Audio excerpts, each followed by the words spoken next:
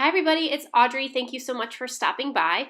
Today I have another page with the October Hip Kit Club kit. So I'm trying to catch up on my process videos here from all my pages from October. And in this kit there are a lot of this pink and kind of yellow. You can see I used a lot of that yellow pattern paper to the top left already. And I really thought that the yellow and pink together would be a pretty combination. And I'm going to add in kind of a minty color as well. So I was inspired by the die cut pack, which contains these really pretty black butterflies. And I have this photo of my daughter when we went to the butterfly exhibit at the state fair this year, and we just spent such a long time in the butterfly tent. And you know, the butterflies fly all around and they land on you, and it's super fun. So I had this cute picture of her with the butterfly on her shoulder. So I thought it would be a perfect page to use those butterfly die cuts on. So, like I said, I wanted to add some minty green to the background. There is a little bit of mint in some of the ephemera and you know, other embellishments in the kit. And I'm using Seafoam Heidi Swapp Color Shine and the teal as well. And I gotta say, so I'm putting it on, and it was not exactly the look I was going for. It was too dark of a green, so I tried to add a little bit of blue gelato here. This is kind of a little bit more minty color, and then I smeared it with my finger, and it just was not what I was going for. But I didn't like how this smear looked once I rubbed it with my finger, so I'm trying to go back and blot it off a little bit, and the blotting definitely helps. So I wish it was a little bit more kind of watercolory instead of smeared. But anyway, it is what it is. So I get the color is pretty good of what I wanted, but the actual texture of the paint isn't exactly what I wanted. Okay, so I am going to layer some things behind my photo, and I was trying to find something. I really wanted to stick with the pink and green and kind of yellow color palette. So I wanted to find something that wasn't too distracting from my photo because it's black and white, and I really wanted the focus to be on the photo, and I didn't want a really busy background paper. So I took actually a piece of the packaging from one of the alphas, one of the exclusive Hip Kit Club alphas, and I cut the packaging because I liked the little kind of teal blue color in it. So I'm going to use that kind of as my background. So I'm going through my die cut pack. This is from Pink Fresh Studio, and I'm pulling out a couple of bits here, and of course the butterflies, like I was saying, and you can see that they have a little bit of gold foil on them. They're just beautiful. So I had to use them, and I'm so glad I had this photo to use them with. And then I thought maybe a few accent colors. So I wasn't sure if I was going to use the blue or the red or both. So I picked up a couple of the flowers on the bottom as well. So I wanted to bring in some yellow around my photo, and I really wanted to have some, you know, a branchy look or some type of floral, you know, little floral swags coming out from the photo. So I took this piece of pattern paper and I'm fussy cutting out the design. It was not a great design to fussy cut out because the shapes were kind of overlapping each other. So the branches were overlapping and the pattern was, so it was a little bit difficult, but I did what I could, and I cut out a whole bunch of the branches, and I'm going to kind of layer them underneath the paper. And I really love the contrast of the yellow and the green and the pink here, especially the yellow and the pink. So I'm just going to scatter those around and, you know, tuck some underneath. I'm going to make a little cluster in the bottom right of my photo, and then probably another one in the top left. And the butterflies, you know, they're kind of big. So I tucked one underneath the leaves because you can still, on the top left, you can still obviously make out the butterfly shape. And then I put one kind of on the top on the bottom right of the photo. And then I felt it was getting too busy up in that corner there, so I'm going to put a little cluster all the way down to the bottom left of the page, just a couple little flowers, and that's going to help, I think, balance the design a little bit more.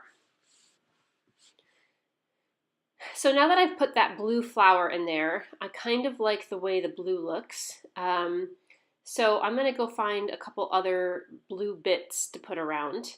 And in the die cut pack, there's these little tiny stars. So I'm going to add some gold ones first.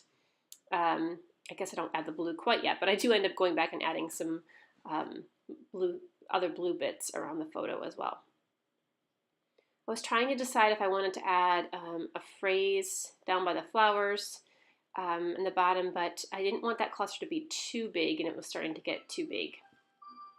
So here's where I start to pick up on the blue a little bit more. I grabbed some of these blue stars from this puffy sticker sheet, and I'm just going to scatter those around the picture. So I wanted a little bit more mint green too, because I had the green in the background, and the only other green I really had was the camera on the photo, and then the little green flower in the bottom left. So I took this piece of pattern paper and I fussy cut out a couple of the green flowers. I'm going to tuck those in behind some of the yellow branches there. So I also felt like I needed a little bit more interest, another little soft layer. I really hated the top part of my mixed media on the top right, so I kind of want to cover that up just a tiny bit.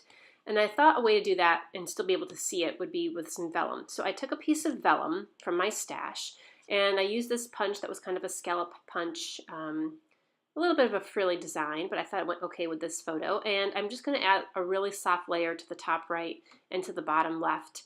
I considered putting it underneath my photo to kind of frame my photo more, but like I said, I kind of wanted to cover up that mixed media a little bit in the top and just give it a little bit more grounding, so to ground the top and the bottom together. So I'm pretty happy with the layers I have going on and the clusters and where things are going to be. So I'm going to start gluing some stuff down. I do rearrange it a tiny bit, but for the most part, I keep with my 3 clusters of embellies there. I'm going to use some double-sided tape to glue down the vellum because it doesn't really stick very well with liquid glue and you can kind of see it. And I know I'm going to stitch over this vellum too, so I don't secure it too tightly. And I don't like to stitch through tape. Whenever I do my machine stitching, I usually glue with a liquid glue and let it dry and then stitch over it. Because I think when you stitch through tape, it gums up your needle quite a bit. So to kind of ground my photo more, I just did some random stitchy circles, and I thought that added some interest. I also felt it added some movement too, because I was thinking of the butterflies flying, and I think that the circles add a little bit of movement there around the photo. And you can see I stitched over the vellum on the top and the bottom. And now I'm just going to play around with sticking these pieces back in and trying to get them exactly like I had them, but however it ends up is fine. So it's never exactly the same, but you know, I just start laying it down to get kind of an idea of where I want things.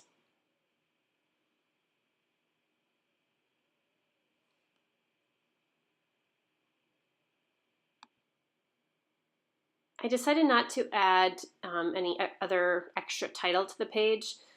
Sometimes I feel like, you know, when you add a title with big letters or whatever, it takes away from the rest of the page. Especially, sometimes I design myself out of a place for a title, which I kind of did on this page. So I set up everything else in the page, and then I didn't really consider where I was going to put my title. And then when I went to go put a title on, I thought it doesn't fit anywhere nicely. So I will just frequently use, you know, the little die cuts and say that that's the title of my page. So I guess the title of this page is Never Stop Looking Up, which is kind of appropriate because it kind of goes with the theme about, you know, searching for butterflies and, you know, looking around to see what's around you. So, so yeah, I kind of like that as a title. So I'm gluing just the ends of my kind of fussy cut branches there, and I tuck the ends, you know, underneath the photo, and I leave the outside ends sticking up a little bit just to add a little bit of dimension. I know it all gets flattened out in the end when it goes in, you know, the album, but oh well, it looks nice now when you have all that dimension there. And I'm just going to do this one little small cluster. I do go back over and stitch over that a little bit. And for my journaling, I also kind of designed my way out of a space for journaling too. I wanted to put it down in the bottom left because I thought that was a good space for it. So I just printed it up, and I don't often print my journaling, but I do like to do it. It's so much faster and it's so much neater. And I just cut out the strips just from some plain printer paper, and I put that down in the bottom left, which you will see on the finished page. And there it is. So there's the finished page. I love the layers. I love the little extra that the soft vellum added, and the colors. I really love this color combo. So thank you so much for watching. Go check out the October kit for Hip Kit Club, and we also have the November kit out now, which I will be sharing a video of very, very soon. Thank you so much for stopping by. Stay scrappy, friends, and I'll see you soon.